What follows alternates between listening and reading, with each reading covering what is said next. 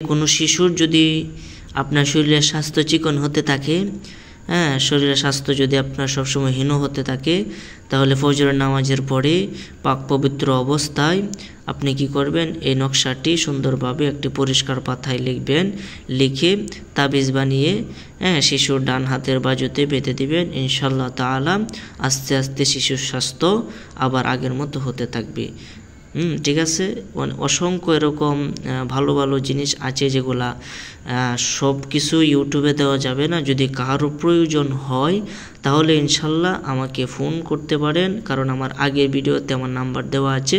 আপনারা ফোন করে আপনারা এই বিষয়ে বিস্তারিত আপনি জ্ঞান লাভ করতে পারবেন এবং এই বিষয়ে জানতে পারবেন। যার প্রয়োজন হয় ইনশাল্লাহ ফোন দিতে পারবেন।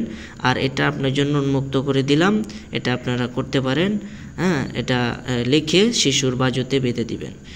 আলহামদুলিল্লাহ, যদি করতে পারেন আল্লাহ পাক রহমত করবে। আসসালামু আলাইকুম ওয়া রাহমাতুল্লাহ।